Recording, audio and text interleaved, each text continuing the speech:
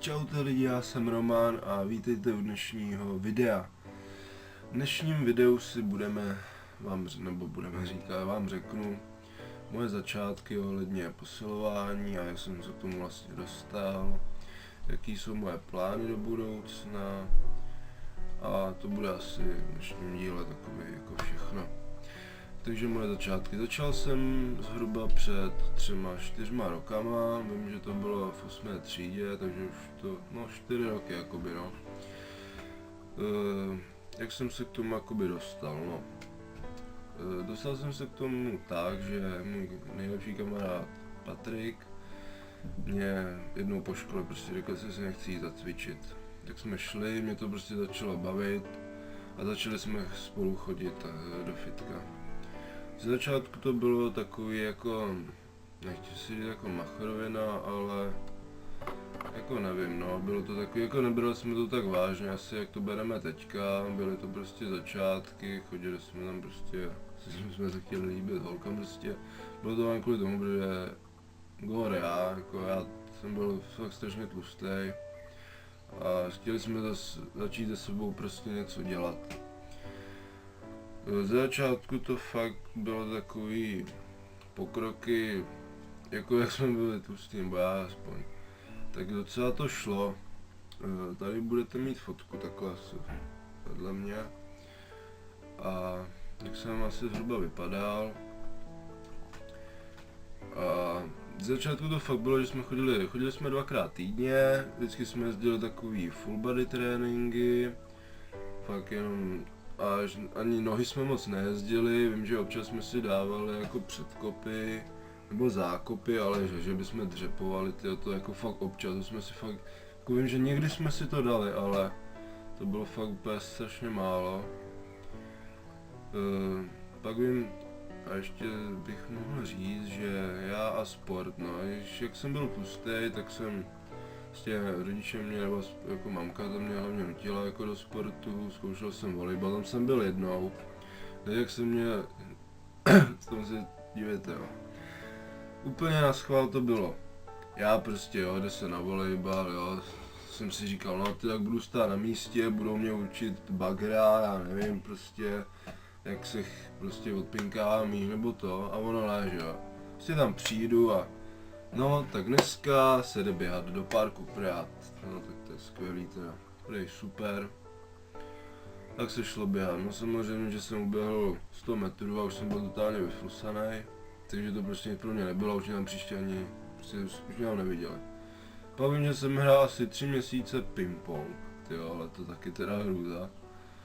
Jsem chodil někam do nějaké základky, tam byl jako kroužek, nebo jako tělovýchova, teďka fakt už nevím, co to bylo.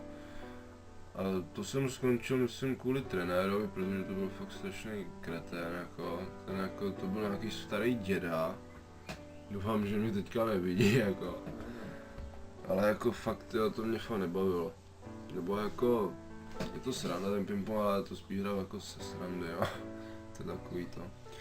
Pak, ještě když jsem byl malý, to myslím, že právě byl můj první sport, si myslím, ale to nevím fakt kolik mě bylo, a to jsem byl fakt malý špunt, že jsem hrál hokejbal, to jsem fakt hrál snad rok, jsem byl brankář. To bylo takový, že jsem prostě tam nemusíte moc běhat, když jste brankář, jenom jsem byl zalezlý v bráně a to. Já už prostě, co si hlavně nepamatuju, proč jsem prostě skončil. Já si myslím, že to bylo kvůli tomu, protože si našli jinýho brankáře a jsem musel hrát, nevím. A vrátíme se k tomu posilování teda. To jsem chtěl říct jenom jako ohledně sportu, nebo to by taky vlastně mohl říct, jakoby. Pak jsem hrál ještě teda florbal. To jsem hrál chvíli, to jsem hrál snad nějaký 3-4 měsíce. Ale kvůli fitku jsem se na to prostě vykašlal, protože jsem nestíhal obě dvě věci. Jsme měli pondělí, středa, pátek, florbal jsme měli. A já jsem ještě úterý, čtvrtek chodil do fitka, prostě tělo mě nestíhalo regenerovat a i kvůli škole myslím, že jsem to nějak nestíhal, prostě bylo strašně málo času, tak jsem prostě, že na jednu věc prostě musím odstoupit. Tak jsem si řekl, tak posiluju 2 roky, toho se nevzdám prostě. Tak prostě jsem odešel z florbalu a jsem fakt za to rád, že jsem se nevybral florbal, protože fakt to fitko je úplně všechno. Tak jdeme dále. Dále bych řekl, že teďka jakoby tenhle rok, je to už rok, co jsme začali chodit jakoby do svazu nebo do tělovýchovy powerlifting, kde jsem v minulém videu vám říkal, jako že se připravu na závody nebo to, jenže s těma závodama to je teďka takový jako, to vám řeknu za chvíli. A začali jsme teda chodit sem, je to taková menší posilovna, ale i prostě je to výhodnější, prostě jak skrz peníze, je tam prostě, není tam tolik strojů, ale všechno se tam prostě odcvičí, jo. Prostě základní cviky, jako je bench, mrtvola, dřep, takový, prostě jsou tam čínky, nic víc nepotřebujete, máte čínku, uděláte s ním snad všechno jako odcvičíte, jo. Takže to fakt bylo super, to bylo veržeme židle. Musím takovou zaklapnout, tak. Tak. Teď bych se přesunul asi k bodu dalšímu a jakoby budoucnost, jo. Já tady zase nechci jako být nějaký jako, protože já jsem jako docela snílek, nebo asi dám vždycky strašně vysoký cíle. I když si vždycky dám takový kouskový cíle, jo, ale když prostě shrnu úplně celý jakoby můj cíl prostě, co bych chtěl jakoby ohledně, teď budeme ohledně fitka, jo. Dosáhnout a určitě bych se prostě jednou prostě super představu, když zavřu ty oči, to jak přijdu prostě na to pódium, ty vole, prostě, jo. Jako každý se může smát, protože co s tímhle jako tady, s tou mojí postavou teďka může hledat tak jako doprčit, že jo. Ale jako chci si to prostě vyšperkovat prostě a fakt dokázat jako, že ty vole, že prostě si jít za svým a ti co mě pochybují prostě tak jim zavřít tlamu, jo, jako. Prostě tohle je můj asi to největší sen. I v tom powerliftingu, jak jsem si říkal, protože to mě taky docela baví, ale prostě asi k tomuhle mám asi blíž, jako k té kulturismu nebo ve fyzik, prostě to je úplně jedno co, ale prostě to se mi líbí víc, než prostě tohle, no. Abych asi řekl ještě ohledně stravy třeba, protože když jsem začínal, tak ta strava, prostě to jsem žral pořád stejně, protože jsem žral sladký, jak jsem byl tlustý a všechno, to se nezměnilo, jo. To jako nebylo ze dne na den, že jsem začal hnedka posilovat a hnedka to je prostě no maso, rýže, těstoviny, vajíčka, bílý jogurty, proteiny, jo a tady ty vůbec jako, to já jsem žral stejně, já jsem třeba vůbec nesnídal jsem vůbec. Na svačinu jsem měl třeba jenom rohlíky, jo, jsem si koupil nějaký mlíčko ve škole, jako v kantýně, párek rohlíků, prostě takový ty, prostě normální jako svačiny, co si děti to, že jo, takže to bylo takový, fakt jako to jsem nějak neto. Když jsem to začal brát vážně, jak to bylo skoro až, jakoby postupem času to šlo, jak jsem začal prostě vločky, vajíčka jsem víc jedl. Jo, maso jsem se taky snažil, jakoby, těstoviny, no to bylo takový, ale jako fakt takový jenom drobný, ale jako že bych vynechal třeba sladký, tak jako to jsem omezil sladký, to vím jako, že jsem právě, že jsem jako trochu přestal jíst to sladký, ale jako, že bych ho přestal jít úplně to ne, to bylo minulý léto, to jsem se jako rozhodl, že už je na čase prostě. Jo, proč to, jakoby jsem si řekl prostě, když posiluješ to, tak prostě to dodržuj všechno jak se má, budu mít dřív výsledky, nebudu se tady šidit, protože to jsem si tak jako představoval, když bych jedl prostě špatně a to, tak prostě tu postavu, co bych měl za 2 roky, kdybych to dodržoval dobře, bych měl třeba za špatnou starou třeba za 5 let, jo, dám jenom příklad. Takže to mě hlavně k tomu vedlo, prostě takováhle myšlenka prostě, že to začít dodržovat, budu mít tím dřív výsledky. A tréninky, prostě když jsem, to už jsme začali chodit právě tam, už jsme byli v tom díle. A takže jsem si upravil jakoby ten jídelníček trochu, jak jsme začali chodit tam, jsme začali chodit 3x-4x do týdne.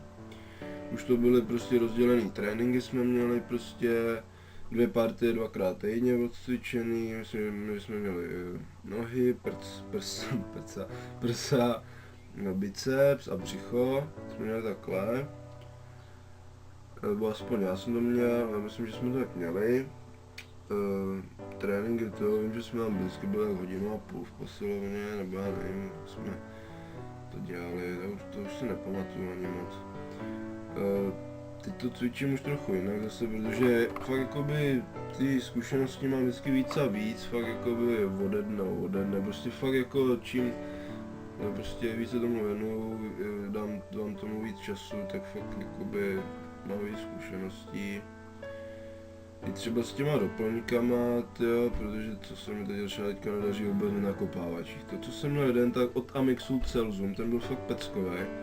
Ale třeba ten Helgel, co jsem měl, tyjo, fakt jsem jich měl docela dost, to snad 5, 6, 7 druhů. To vůbec, tyjo.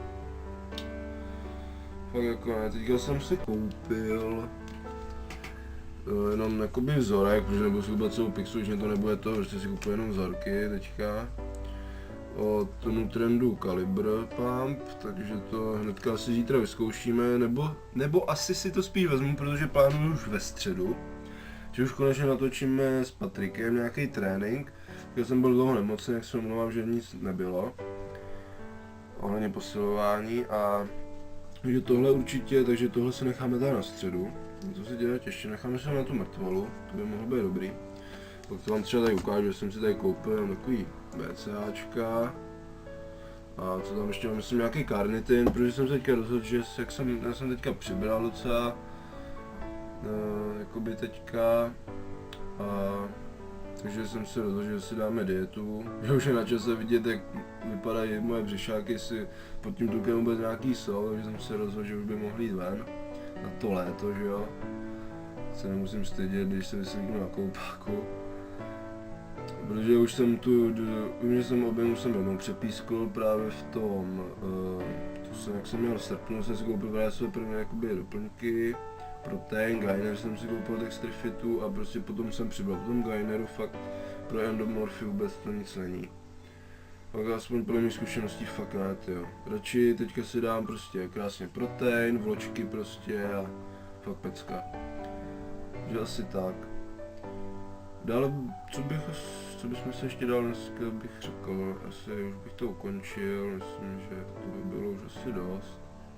Jinak teda se můžete těšit ve středu na trénink, to vás můžu pozvat na mrtvolu si dáme, asi 5x5 bych to viděl. Podáme ještě nějakou kladku třeba na záda, to vidím na nějaký ramena, to si dáme, nevím, asi military press, že prostě klasika. Nějakou nějaký silový, když teďka teda začínám od zítřka začínáme dietu. Takže už to bude takový jako, zůstaneme u těžkých jakoby tréninků, ať se prostě potíme, budu dávat nějaký kardia po tréninku, vždycky ráno budu jezdit kardio. Takže asi tak, prostě teďka budu dělat takový, že prostě uvidíte moji prostě, ne přípravu, ale prostě jak jsem v dietě, moje pokroky a takhle budu dávat fotky, videa, každý týden se budu snažit fakt minimálně aspoň jeden trénink a jeden třeba nějaký krátký vlog o něčem, že se můžete těšit. Určitě budeme chci hodně s Patrikem, že bychom něco domluvili, taký videa, dáme někde nějakou srandovní takovou špánu, takový video, co by se vám mohlo líbit. Když se vám dnešní video líbilo, tak mi dejte like, koment, po případě i odběr, byl bych strašně rád. A v popisku videa budete mít můj druhý kanál, pak tam budete mít Ask, kam mi můžete psat otázky ohledně fitka, nebo cokoliv, ale spíš ohledně fitka, jako, ale odpovím se na všechno, jako, když tam nebudou žádné uchylnosti, snad ne, jako jste lidi, jo. Takže najde se některé, že tam napíše fakt hodinu. A tak to asi bude všechno, ještě tam budete mít můj odkaz na Facebook, kam jak můžete psát, tam nebudu slibovat, že moc odepíšu. Spíš mi pište asi na ten Ask, to bude lepší. Takže se mějte a uvidíme se asi u toho středečního tréninku. Tak čus.